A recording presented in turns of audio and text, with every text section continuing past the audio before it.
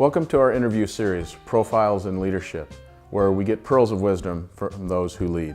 We have a great guest today, Mike Horsfield. Welcome, Mike. Thanks for being here. It's great to be with you, Steve. Mike is the Chief Executive Officer of Rock Valley Physical Therapy, a private practice with locations in Iowa and Illinois. Mike received his Master's of Physical Therapy and his Master's in Business Administration from the University of Iowa. In addition to his CEO role, he also serves as an adjunct faculty member in the Doctorate of Physical Therapy program at Bradley University, St. Ambrose University, and the University of Iowa. Mike is an active member of the American Physical Therapy Association, where he serves as a director on the board of the private practice section. Welcome, Mike. Thanks, Steve. So Mike, tell us a little bit about where you're from and how you got started. You're a small town boy from Iowa, right? I am. Okay.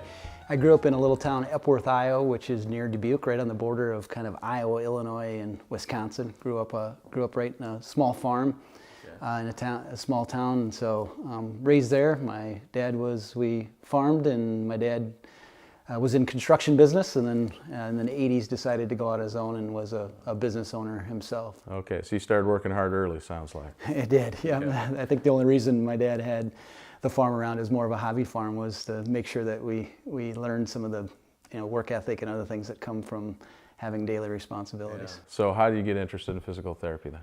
I think my path was similar to a lot of PTs, sports, injuries, exposure to that. A friend of mine in high school, his dad was a physical therapist, so when I was tired of working construction and working on the farm, and I went in and did some observations, some tech work at a physical therapy place, as well as, as the same place I received care. And I thought, I think this is kind of cool. You get a chance to help people, and I saw the good work, and it just kind of stuck with me at that point. So you get out of PT school, you got your degree, and you're in private practice. So was private practice always a place you were headed, or did you kind of fall into that?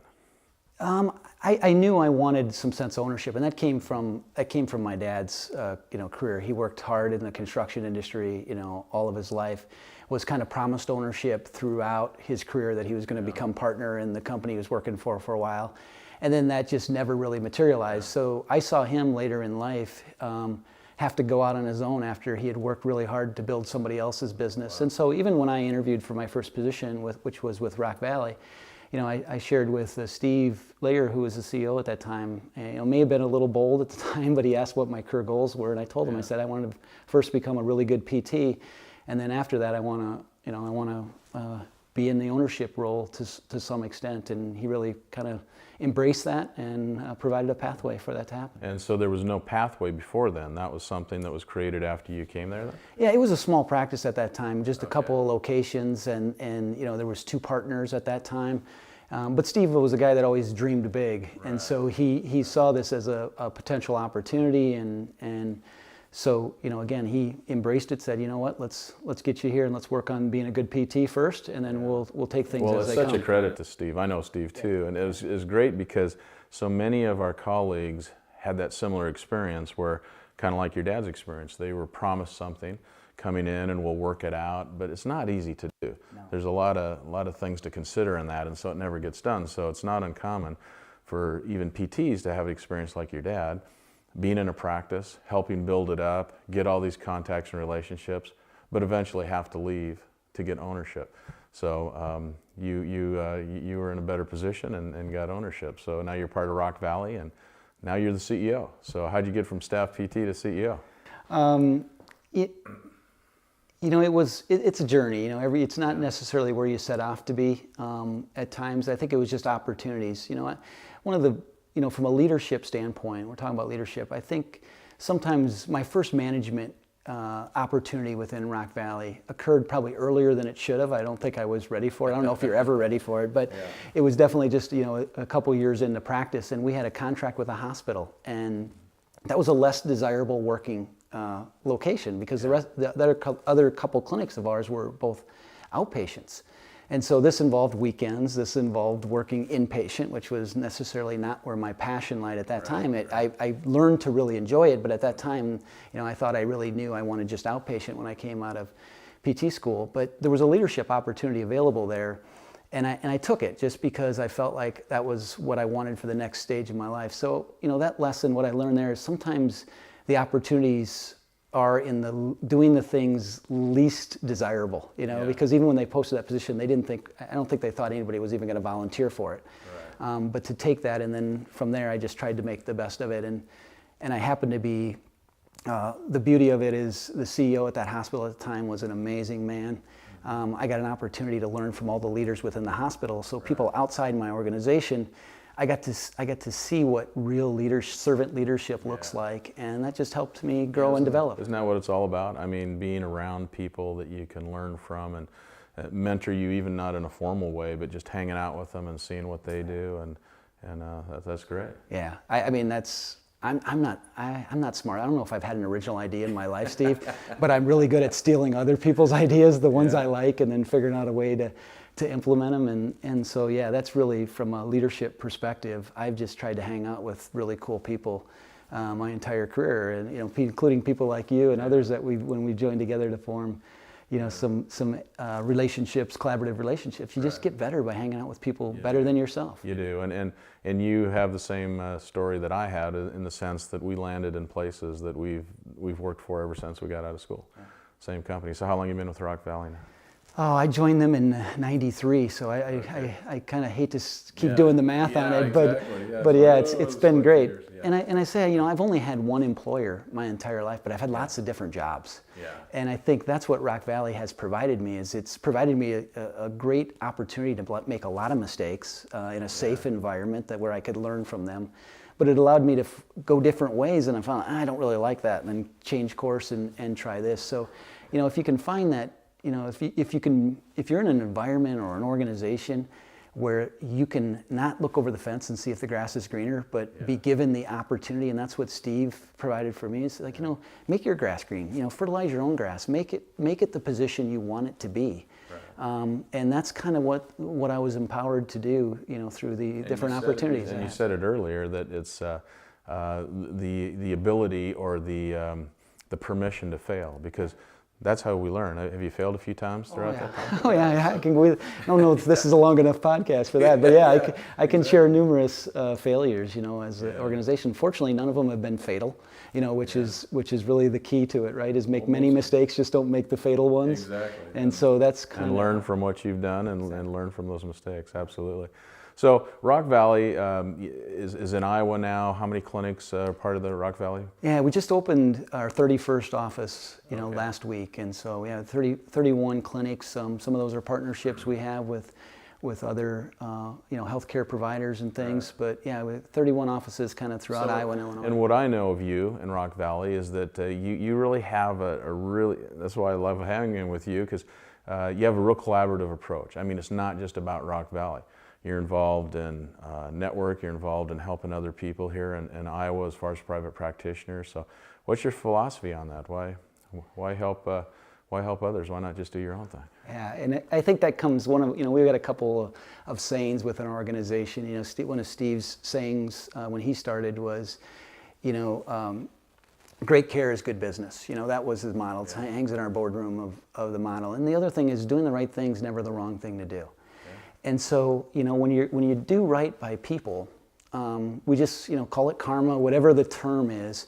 We just believe in our profession, and we believe passionately in it, and we believe that if we can all help each other, that there's plenty of business to go around. So we're not in the business of fighting over the last piece of the pie. You know, we're in the business of trying to make the pie twice as big. Because I really believe that if we can get the word and the exposure out there to people of what impact we can have in their lives from the business that we do, that none of us are going to have enough time to do the work. And so that's kind of the model we go. So, you know, with creating the network, reaching out, taking our economies of scale that we work so hard for, and to hand those over, you know, some of those benefits over to some of the smaller practices, you know, it required some thought, but not a lot on our end. We just said, you know, it's the right thing to do. They're going to get better. You know, if they can survive, that's going to be healthy for all of us. So that's kind of been our model in everything. Is when we talk to a hospital or we talk to a physician group, we talk to whoever it is. It's, can we provide better care? Can we do it more effectively? Does the consumer end up with a better experience as a result of it. If those things all are yes, yes, and yes, why wouldn't you entertain the opportunity? Everybody wins. Yeah. So now, and you have an amazing executive team, and you got some amazing directors. How do you find those people, and how do you keep them? Good people find good people, Yeah. and they attract good people. And I think it is that snowball effect. Our executive team, we're college buddies. So, when I joined Rock Valley, I told you my story. A week after I joined, Steve said, "Hey, we got another position. You know anybody?" So I called my best friend from undergrad, who was at WashU at the time, Eric Sasha, and he said, "Sure, I'll come up." And so we roomed together, saved cost on the first townhouse. And then Randy Bolt, who's now our CFO, was a year behind me at Iowa. So we used to hang out at Iowa. Randy came and did a clinical, stayed on our couch. When he was ready to graduate, we were like, "Hey, we got another position available. You want to stick around?" And so that's kind of what our leadership executive team is now. And then, again, we've just been blessed with a lot of good people joining the organization, and fortunately, most of those have stuck around, and so that momentum has really carried forward. So tell me what you do to grow the future leaders. Do you have programs within the company that you are aware of that, and want to make sure there's somebody to take over for you someday? You bet. Yeah, I mean, it's you having just retired, you're kind of familiar with that succession planning challenge, opportunity, the uneasiness that comes when you're trying to hire your replacement, and train your replacement, and it's a good feeling, to be there. So yeah, I mean, we have two things on our strategic plan addressing leadership, and one has to do with increasing leadership effectiveness. And so we have initiatives in place of growing our current leadership team. As an organization grows and matures, the skill set has to change as well. Right. And so you've got to evolve as a leader in that concept. And so we look at it from how as an executive team, how as a management team, do we need to improve? So we've got initiatives in place for that. And then the other thing is increasing our bench strength. And there, the goal of that objective is we never want to have to turn down an opportunity because we don't have that next person to step up and take it. So that's a really interesting concept. It goes a little bit to our culture. Is we have that program's called our Gas Gang concept. And so GAS is an acronym, and it stands for, we had one of our young leaders come to us one time and they said, "Hey, can I learn more about the business?" And we used to shelter people from the business side because we thought it might get icky, clinicians don't want to know about the business, and if we start talking too much business, then they're going to think we're all about the dollar, and that's not what we want our culture and our culture to reflect. And so these couple young people came to us and they said, "We want to learn more." And I said, why do you want to learn more? And they said, "Because we give a shit how this company does." And so we took the acronym "Give a Shit" and we created the Gas Gang. So now people in any young person in our organization who wants to know more about it, they can apply to the Gas Gang. And then now we're just, that's kind of going through a little metamorphosis, and it's going to be a year-long intensive kind of on-the-job leadership training where they get to hang out with the executive team, they get to be involved in a project, there's some outside courses. And so, again, that idea, build that bench strength so that we have that next future leadership team ready for the opportunities that arise. Yeah, and I read early on that one of the most important things you can do as a CEO is make sure the next CEO is ready to go and prepared. Yeah. And obviously, Steve Layer did a great job with you to get you ready and go, and now you're doing the same thing. That's how you keep a legacy company going. Yeah, and that's really what we're trying to, we are completely committed to being that legacy company and growing it. And that's, as it's not necessarily easy. It's not always done intentionally, with it, but it is a great responsibility and that comes with being in that position. Yeah. Now you're on the board of the private practice section. So what do you see? I mean, you have a really good feel for what's going on here in Iowa, and I know that you're very involved in the network in the Midwest here and so on, but what about the other parts of the country? What do you see in private practice that excites you, and what concerns you? I'm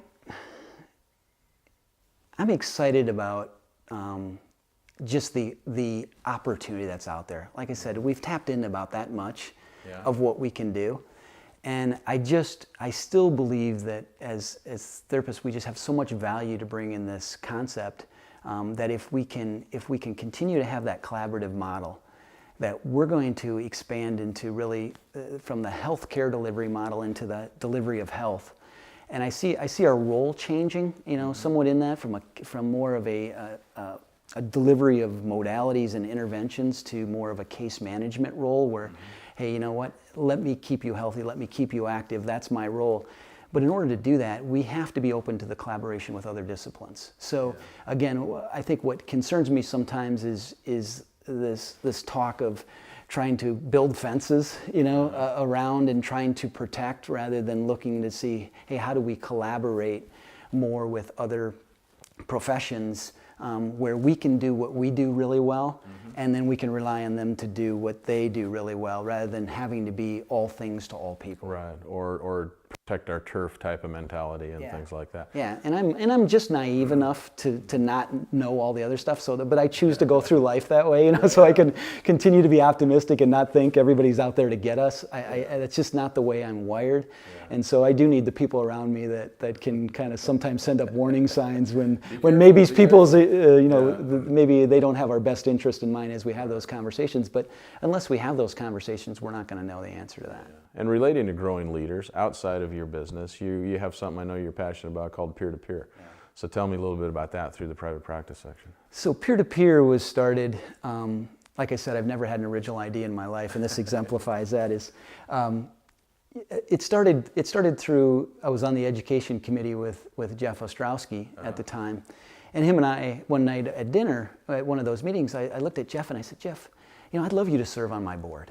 And he looked at me and goes, why would you want that? And I said, well, because you know the business I'm in, but you're not connected to it. So, we've got, like I said, we got great retention of our ownership team. We got 10 partners in our practice, but we've all been together a long time. And so it's really easy to get real tunnel vision, right? And you don't know what you don't know. And so I said, I'd love you to look at it and call us out on the stuff we should be doing, we're not doing. And he looked at me and said, Mike, that's the stupidest idea I've ever heard. and if you know Jeff, so we continued that dialogue, because the reason he didn't think it was very smart was he said, I have no vested interest in your practice. Why would I care about it? And it's a good point. It's a valid point. So we got back and we kind of talked about that. We said, what if we got a bunch of us together that we really respected, and we all kind of served at each other's board. We'd bounce ideas off and we'd kind of do best practices. So we thought we had this really, really cool concept that we had created, And then I get back and I'm doing some research to figure out how I put this together, and I find out it's called Mastermind Concept. It's been around since the beginning of time, and so it was new to us. So we did that. We started a pilot group. It went really well, where we put like practices together to share best concepts. And we did it with two questions. One was, what are you doing that you're most excited about? And what's keeping you awake at night? So we focused around those two questions, and often what somebody was doing that they're really excited about was also what was keeping somebody else awake. So they could share what they were doing, which really helped this person and vice versa. And so that's grown. We started with 35 practices in the first year, and this year we're ready to head this year out for the second annual. And again, we got 50 new practices. We're going to have 85 practice owners getting together in groups of 5 to 7. And just kind of helping each other out, trying to be each other's advocates, hold each other accountable. As you know, it's, being a CEO sometimes is a lonely position to be in. Very lonely. And so, to have somebody to vent, and for me, it's not as big a deal to me, because I'm blessed to have, like I said, Randy and Eric across the hallway. So if a problem comes up for me, I just walk across at the end of the day. I tell Randy about it. Now it's his problem, and I go home and I sleep really well, right? But I really feel, particularly with peer-to-peer, what really drove me to trying to get this concept materialized and conceptualized was, I really felt for that person who's all alone. What about that single owner private practitioner who doesn't have a Randy or doesn't have an Eric to share those stories? Who do they, how heavy does that lift feel at certain times? And so I really empathize with them, and that's some of the feedback we've gotten from those practices, like, wow, I finally have this trusted group. I can email, I can call if I'm having one of those days. I can get answers to questions, that I need in a responsive manner. So that's what's probably got me most excited about is, helping the smaller private practice who doesn't have the multiple partners. That's so great. And if you've, and I've seen groups like that too, where, everyone starts out a little cautious and a little, whatever, and then pretty soon, and once you get willing to be vulnerable, and once you get totally transparent, it changes your world, and it's such. We all need that as leaders. It's like being alone and being at the top and expected to know all the answers is a bad way to live. So now if you got a group where you can share what you know, be open to what you don't know, be vulnerable with some insecurities and whatever, that's where the magic happens. It is. It took about that first, I think it was our second meeting around where finally we got to the, the kind of, come on, tell me what's really happening. Or why, why aren't you doing better at this? You guys are better than this. You're a better leader than this. And so when we started having those frank conversations with each other and then saying, okay, what are you, the other thing that comes out of that is, what are you going to be accountable for the next time we get together? What's the one thing you can do to make yourself a better leader or make your practice more successful that you're currently not doing that you need to do? And now I'm going to ask next time we meet, hey, how's it going? And so you've got this accountability to somebody you really respect, and that's a great way to get things done. So. And I really discovered that when I was in a group called Vistage, which is a international CEO group, but they put you in groups of about 15 in your city where you're from, and you meet once a month, and you have a chair, and same thing. It's kind of like the peer-to-peer where you really get to know each other, and these are all people I had not known before. I was thrilled at learning the business side of it, and I learned so much, but what I wasn't prepared for, because these guys a lot of times, or women, are alone, is the emotional part of it. And I mean, sometimes people would come in and kind of spill a personal thing, and we're all sitting there, and it's like, oh my gosh, we didn't go to school to psychology enough to get this, figure out what's going on, but it was a group that finally they could be vulnerable with. And learning really occurred. Yeah, and your group at TAI was similar to our group at Rock Valley, I think, where we had those people around us who we could do that. So it wasn't as it wasn't as heavy, but I can tell you, peer-to-peer is the best thing I've done as a leader. And again, for those people who need that confidant of some sort in their corner, it's been really good. And I've heard good things about Vistage and some of the other groups as well that do that. So I think as a leader, you need somebody to show you there's a new level that you can achieve, right? It's kind of when Michael Jordan come into basketball, suddenly there's a new game. Yeah. Now Steph Curry's done it where, oh my gosh, I can shoot from 50 feet. The three-point line is no longer the goal. And I think in the leadership, it's the same way. When you hang around people who are better leaders than you are, that you respect, it makes you have to elevate your game, and it gives you some aspiration and some inspiration. Well, how many things in history have we seen? The old 4-minute mile thing or whatever that you didn't think you could be any better, and then all of a sudden one guy does it, and now everybody's doing it. So just so interesting. Yeah, it is. It's great. So what's next in PT? I mean, you're on the PPS board. It's a turbulent time with healthcare reform, whether we're going to have it or not, or where we're headed. How do you see that affecting your local practice? Do you just keep doing what you do, or do you prepare for something more in the future? What are you doing? I think you just have to keep having conversations, right? I mean, and that's where people like yourself have shared that with me over time. When I first was in this role, and everything was new and things were happening, and you guys were like, we've seen this before, it's going to change. So I think being able to stay nimble, making sure you're still in touch with your customers and what their needs are, and that's another thing unique a little bit to Rock Valley is our executive leadership team. We still see patients 3 half days a week. And the reason, and people look at me and they say, Mike, is that really the best use of your time? Yeah. And I tell them, yes, I really do, because again, what it does is it allows me to stay in touch with our customers, stay in touch with our markets. It also doesn't allow us to create rules we don't want to follow, okay? Because it's too easy to do that when you're in leadership. But if you can, what I share with our team is, right now the way we deliver care is based on our principles and how we think it should be done. But the technical way of a 40-minute schedule, how we do it, a lot of that is based on how we get paid. And if you're okay with admitting that and realizing that there's a game we have to play here that it determines whether we actually make it as an organization or not.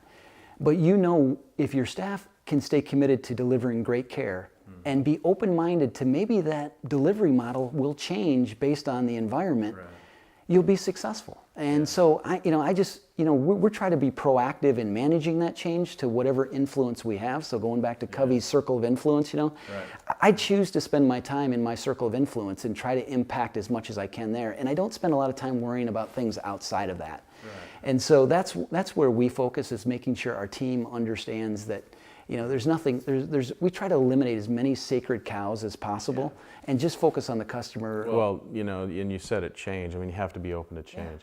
I've said many times, the only thing I can guarantee you is that it's going to change. You know, we're going to be different in 5 years than we are today in some way. Now, hopefully you keep your core. It's the Collins thing, you know, preserve your core but stimulate growth. Yep. So you need to grow and change, and as long as you keep that core, you go, but you have to be comfortable with change. Yeah, and that's where we're at. You know, we asked our entire, you know, team, you know, why is it that you guys come to work and work so hard every day? You know, we went to the why, the Simon Sinek, you know, begin with why. Right. And so we asked them, we said, what is it? And our tagline is just making better lives. And what came back to us is they said, that's what we're here for. It's about making better lives. We do it through the delivery of physical therapy, occupational therapy. Now we have a whole wellness division that we do. But what our team's really excited about is making better lives. And we can find a way, we can find a business model that can do that. We happen to be therapists who do it in this model, but I'm open to any way that we can make our communities better, that we can make the lives of our customers better. And that's what we rally around. And as long as you stay focused on what's important, the environment will change and will change. And I love change. I don't know if I'm the only one, but I get really bored really quickly. So for there to be new things coming and new opportunities, I love looking at that. You bleed that. I mean, you can feel the passion, you can feel the openness, you can feel the sharing, you know, and those are things that people are attracted to leaders that are open like that. So let's switch gears a little bit. Now, you used to be a baseball player, right? I did. Okay, tell me a little bit about that. So did you play all the way through college and then some? Well, yeah, it's a little bit over. You know, I played high school baseball, and I went to a small school, Wartburg College, Division III school. So I played baseball there, and then after there, there's in the area I grew up in, there was like a semi-pro league where you'd play. So I played a few years there, and then it got to be a little bit much with traveling. Some of those tournaments would get over at midnight, and then I'd travel an hour or two home, and then have to get up at 6 for that patient in the morning. So tell me what from your baseball years, what did you learn that you still hold on to today that you use all the time? You know, it's probably that thing we talked about before, Steve, is embracing failure as an opportunity. You know, I mean, baseball's a game where you fail 7 out of 10 times is considered success, right? And so, you know, that I think what I learned about baseball, and my college coach told me this, was, you know, things are never usually as bad as you think they are, and they're usually never as good as you think they are. So going up to the plate every time, realizing that you know you can strike out 3 times in a row, but you might have the game-winning hit the next time, is not to sulk in the defeat, but just keep keep that even keel where the next opportunity. And so I think that's allowed me to manage the highs and lows through. You know, the game of baseball is slow moving. Little things add up to success. You know, moving the runner over to second and making a play. You know, games are decided by 1 run, and 1 run's often the little things. So I think business is the same thing. As you know, you see this great success of a company that's growing, and now we're 31 clinics, and people are like, oh, what's the magic potion? You know, and there is nothing magic. It's about, you know, we always call ourselves plotters. We don't do anything really exciting. Tomorrow we try to do it better than we did it the day before. And it's those incremental changes that suddenly you look up one day and, wow, you've gone from 6 to 31 clinics. You know, how did that happen? And so I think that's what baseball, you know, has taught me is it's little things and it's embracing failure. That's a great analogy, So often at the end of these we say, give us your pearl of wisdom. What's your pearl of wisdom for our listeners here relating to leadership? I would, you know, one of the things that was toughest, and I'd be interested in your thoughts on this too, is I followed a great leader, and that was really intimidating for me, you know, because I felt like I had to be Steve Lair. Yeah. And it took me a while to find my zone, you know, and I think so. My pearl of wisdom would be, you know, there's lots of ways to lead, but choose the one that's most authentic to you. Right. Because authenticity and integrity are probably the 2 things that are non-negotiable in leadership. And trying to pretend to be a leader, maybe that you even admire, is not going to come off as being authentic. And I think that's going to impact that. So it took me a while to not try to be Steve Lair, you know, and just be Mike Horsfield, the leader, and be comfortable with both my strengths and my weaknesses that I brought to the and just brought to the saying position. that, gee, he's so successful. Why would I want to do it differently, or being insecure about doing it differently? But we all do it differently. We all do it, as you say, that we follow what feels right, what fits right, and that's what people notice. That's what people say. Okay, I can follow this guy, or I can learn from this guy, because you know, he exudes that kind of a vibe. So yeah, absolutely. Absolutely. Well, Mike, it's been great talking to you today. You know, I want to thank VGM Advantage for sponsoring this interview. We've had a great couple days together, and it was nice to end it on this little interview, so appreciate it very much. Always great to see you, Steve. Thanks, Mike.